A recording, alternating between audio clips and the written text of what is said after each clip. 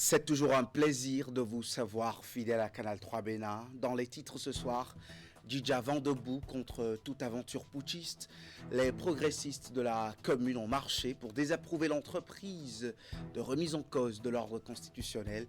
Dans la foulée des manifestations de soutien à Talon, l'UP le renouveau dans les rues ce week-end, dans la localité qualifiée de grenier du Zou.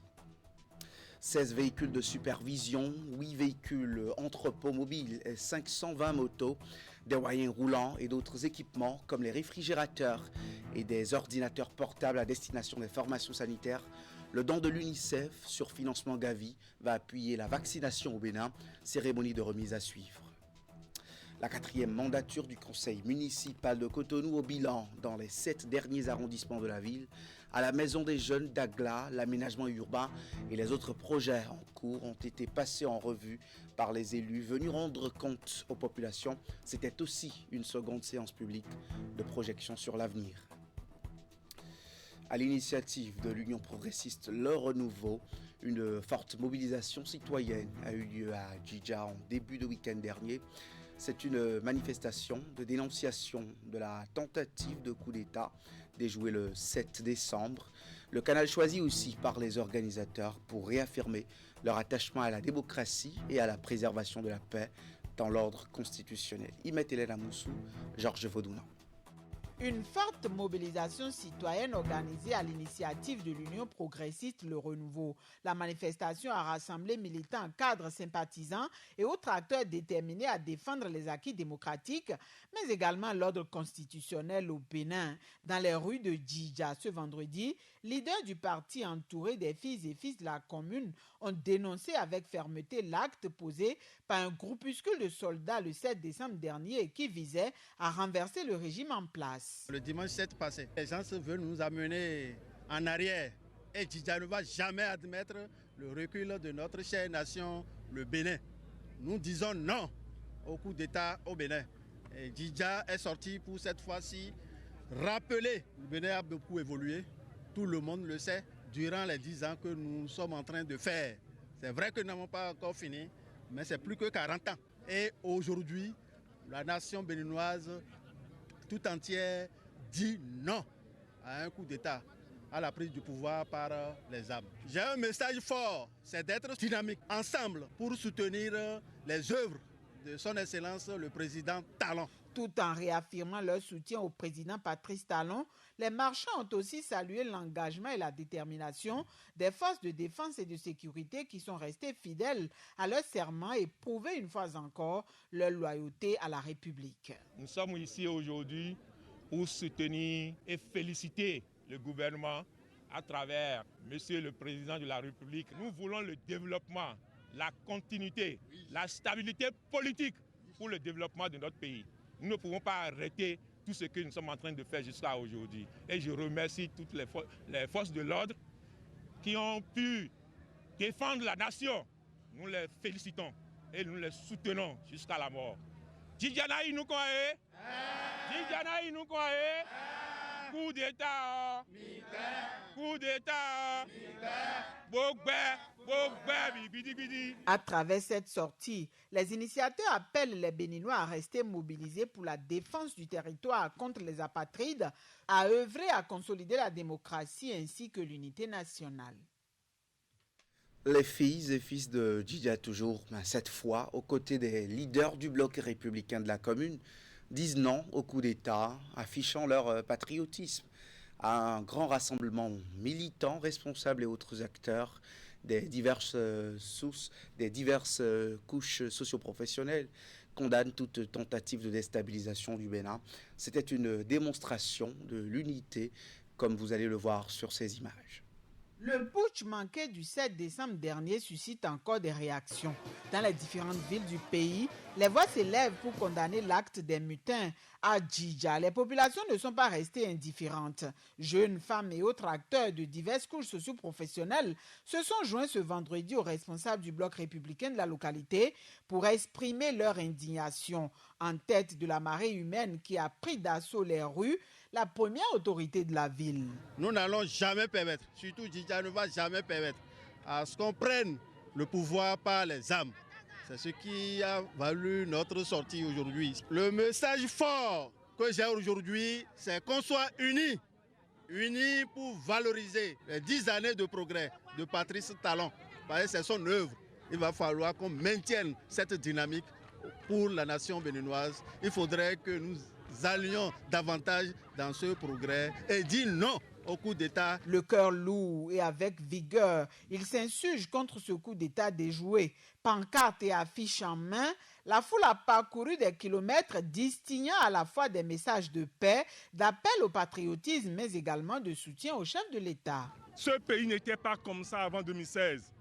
Nous avons vu pratiquement dans tous les domaines les différentes transformations qui ont été opérées. Et ce développement qui est en train d'évoluer avec le temps, nous constatons que des ennemis du développement ont failli faire stopper ce plan que le président Patrice Talon a mis en place et est en train de mettre en œuvre pour le bien de notre pays. Mais Dieu merci, ils n'ont pas pu atteindre leur objectif. Nous profitons pour remercier notre armée nationale qui a su rester aux côtés de son Excellence Patrice Talon, le président de la République du Bénin, pour pouvoir résister contre ces ennemis-là.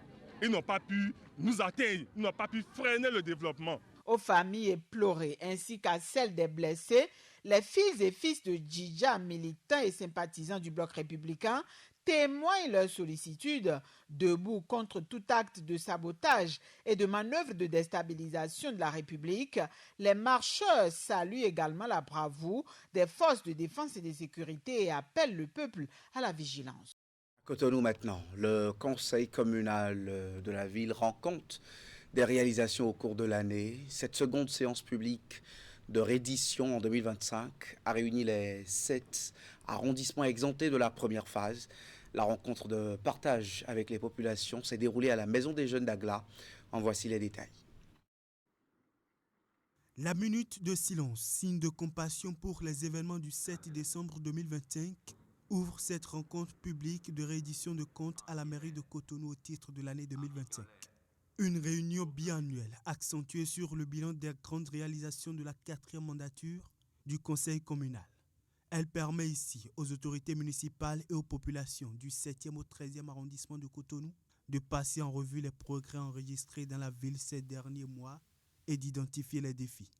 Nous sommes conscients qu'aucune nation, aucune société ni communauté ne peut véritablement accéder au développement et à la prospérité sans la participation de l'ensemble de ses filles et fils, en tenant compte des compétences qui lui sont dévolues. Cette séance de réédition de comptes est une manière pour le conseil communal de Cotonou de privilégier la participation citoyenne dans les actions de développement. Pour l'occasion, les participants ont eu droit à une projection vidéo succincte des grandes réalisations effectuées dans la ville et les projets en cours. Suivront les échanges d'une demi-heure à bâton rompu qui ont permis aux populations d'exposer leurs différents besoins aux autorités communales.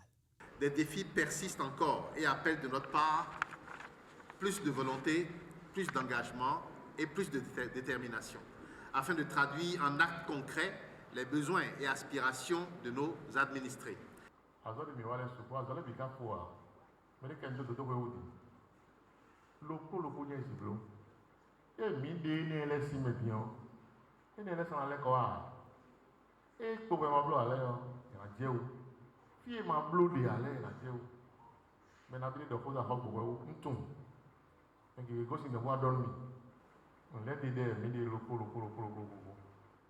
Luc Setondia a trop reçu ici les populations des 7 derniers arrondissements de la municipalité, des nombreuses actions en cours et celles à venir pour satisfaire leurs besoins. Ce dernier exercice de réédition de comptes au titre de l'année 2025 aura permis de lever un coin de voile sur un certain nombre de sujets et apaiser les cœurs, avec l'espoir que bientôt chaque arrondissement sera positivement impacté.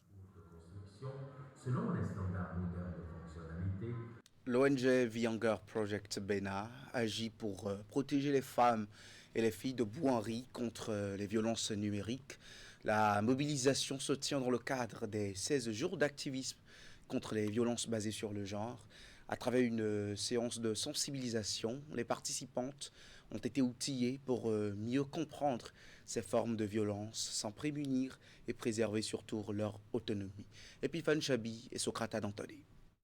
Unir pour mettre fin aux violences numériques à l'égard des femmes et des filles, The Hunger Project Bénin s'inscrit dans cette dynamique en renforçant les capacités des femmes et des filles de l'arrondissement de Bouhari dans la lutte contre les violences basées sur le genre. À l'occasion des 16 jours d'activisme, cette séance de sensibilisation poursuit un objectif clair: protéger les bénéficiaires des programmes de l'organisation et renforcer leur autonomie. Hunger Project Bénin, dans cette dynamique, vise à créer un environnement propice pour la promotion de l'égalité des genres et de l'autonomisation des femmes. Hunger Project base ses actions essentiellement sur la femme en tant qu'actrice importante dans le développement. Et pour aller vers ce développement, il faudrait que les femmes se sentent à l'aise dans un cadre sans violence, où elles peuvent exprimer simplement leur voix afin de pouvoir réellement saisir les opportunités qui s'offrent à elles. Au cours de cette rencontre, les participants ont été édifiés sur les dangers liés aux violences basées sur le genre, notamment sous leur forme numérique. Les échanges interactifs ont permis de lever le voile sur des réalités souvent tues, favorisant une meilleure compréhension des risques et des moyens de prévention. La communauté qui doit nous aider à identifier les auteurs et les victimes de ces violences en les dénonçant, pour que les autorités en charge puissent accomplir leurs tâches à travers la prise en charge des victimes. Je dois expliquer et dire qu'au niveau du guichet unique salle de Bembereke, nous faisons déjà assez. Pendant cette formation, j'ai appris beaucoup de choses que si je vois, je peux aller signaler. Si tu veux aller signaler, tu ne vas pas te présenter là-bas. Tu fais ça genre en cassette quoi. Je voudrais au nom de toute la population de Bouhari remercier l'épicentre de Bouhari pour leur contribution pour la réussite de cet événement. Cette mobilisation locale s'inscrit pleinement dans le mouvement mondial visant à dire stop à toutes les formes de violence faites aux femmes et aux filles. Le Fonds des Nations Unies pour l'enfance garde à cœur l'objectif d'un accès équitable des services de vaccination sur l'ensemble du territoire national. À travers l'appui du fonds Gavi, l'UNICEF a fait don de matériel important à plusieurs structures sanitaires. Le lot de matériel roulant et d'équipement a été réceptionné par le ministère de la Santé hier soir. Voici le point. Des équipements, en l'occurrence du matériel roulant, au profit de plusieurs structures sanitaires. L'objectif visé par cet acte posé par l'UNICEF à travers un financement Gavi est l'amélioration des services de vaccination au Bénin. Ce lot comprend 16 véhicules de supervision et 8 véhicules entrepôts mobiles pour le transport des vaccins, 520 motos pour la réalisation des stratégies avancées, 20 réfrigérateurs solaires, 208 ordinateurs portables, 200 tablettes et plusieurs autres équipements pour le renforcement du système d'information de la vaccination. Ces équipements ne sont pas une fin en soi. Leur valeur réside dans leur bonne utilisation, leur entretien et leur intégration efficace dans les services de santé résilients face aux nombreux défis présents et futurs au bénéfice des enfants, des femmes et des communautés les plus vulnérables. Le don officiellement reçu par le ministère de la Santé a été ensuite transmis aux divers responsables présents avec pour instruction d'en faire un usage optimal. Les moyens roulants constituent, comme vous le savez, un matériel indispensable, précieux dans le système de santé car il contribue à une offre de soins de qualité en permettant aux responsables à divers niveaux de remplir leur mission de supervision, leur mission de suivi, de contrôle et de renforcement de capacité des acteurs à divers niveaux. Je voudrais vous rassurer, chers partenaires, que ces moyens roulants feront l'objet d'un bon usage, d'une maintenance préventive et curative adéquate pour le bien-être de nos populations. À cet effet, je prie les bénéficiaires ici présents à veiller à un usage rationnel de ces véhicules orientés vers les besoins prioritaires des communautés à la base. Estimé à plus d'1 milliard de francs CFA, ce don composé de plusieurs équipements est destiné à l'Agence nationale des soins de santé primaire, aux zones sanitaires et centres de santé. La Ligue départementale de sport santé du Borgou et le Centre national de sécurité routière CNSR Zone Nord prennent le pari zéro accident de circulation en cette période de fête de fin d'année. Les deux entités s'unissent et unissent les efforts pour atteindre cet objectif. La Ligue a organisé ce week-end à Parakou une grande marche de sensibilisation dans un contexte marqué par une forte mobilité des populations. Reportage sur place. À l'initiative de la Ligue départementale de sport santé du Borgou, cette grande marche de sensibilisation partie de la place Bioguera vise un double objectif: alerter les usagers de la route sur les dangers liés au comportement à risque en cette période festive et apporter un appui citoyen à la campagne Zéro Accident conduite par le Centre national de sécurité routière Zone Nord. Pour donner plus de portée à cette action, les éléments de l'Agence nationale de protection civile et de la police républicaine ont joint leur voix à celle des marcheurs. À chaque point d'arrêt, un même message a été martelé: unir les efforts pour garantir la sécurité sur les routes et réduire considérablement les accidents de circulation. Nous marchons aujourd'hui dans les rues de Parakou, non seulement pour montrer notre engagement, mais surtout pour rappeler que la sécurité routière est une cause commune. Le Centre national de sécurité routière, à travers son annexe régionale, travaille quotidiennement à réduire ces risques. Mais nous savons que nos actions ne peuvent être pleinement efficaces sans la participation de tous. Le CNSR a révélé que Parakou est la première ville accidentogène du Bénin. Cela veut dire que nous enregistrons plus de cas d'accidents à Parakou que dans les 76 autres communes. Alors nous avons initié cette marche pour sensibiliser la population sur le respect du code de la route afin de réduire sensiblement les cas d'accident. Un constat alarmant selon les acteurs impliqués qui appellent à la multiplication des actions de sensibilisation. L'objectif recherché, c'est d'avoir zéro accident sur nos routes. Nos frères et sœurs qui sont tombés, qui sont dans les hôpitaux, ne peuvent plus participer au développement de notre pays. Par conséquent, on mettra tous les moyens en œuvre pour que le zéro accident sur nos routes soit effectif. Il y a lieu de sensibiliser nos parents, nos frères sur le port de casque. Donc nous invitons tous à sensibiliser les parents aussi pour nous aider dans ce sens-là. À travers cette marche, la Ligue départementale de sport santé du Borgou réaffirme ainsi son engagement aux côtés des autorités et des populations pour des routes plus sûres, surtout en cette période de réjouissance de fin d'année. On va rester à Parakou avec l'Agence béninoise de gestion intégrée des espaces frontaliers ABJF dans cet atelier de formation des points focaux. Reportage.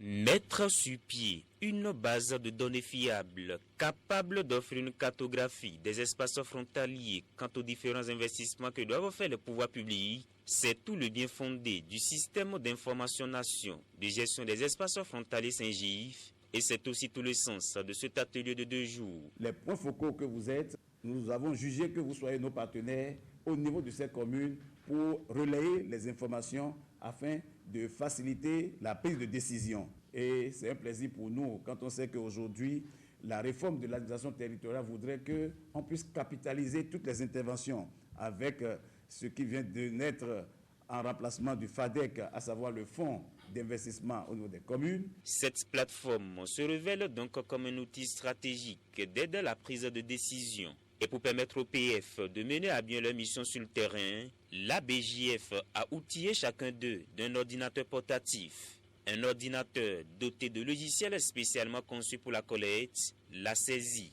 et l'enregistrement des données du système. Il s'agira pour ces points focaux de déterminer, de faire une certaine spatialisation, de définir tout ce qui a été fait au niveau de ces localités frontalières par l'ABJF, par le gouvernement et par les partenaires afin de faciliter à l'aide de cette base de données, de permettre à nous, au niveau de l'ABJF, de faire une spatialisation de nos interventions, un outil d'aide à la décision et permettre vraiment d'atteindre les communautés qui puissent désormais avoir le sentiment d'appartenance à la nation. Cette initiative de la BJF s'inscrit dans la droite ligne des différentes politiques menées ces dernières années par le gouvernement pour resserrer le lien entre l'État et les populations des zones frontalières. Il s'agit donc d'un exercice qui revêt une importance capitale. Cher Point Foucault, je vous félicite pour votre nomination donc, au sein de cette plateforme.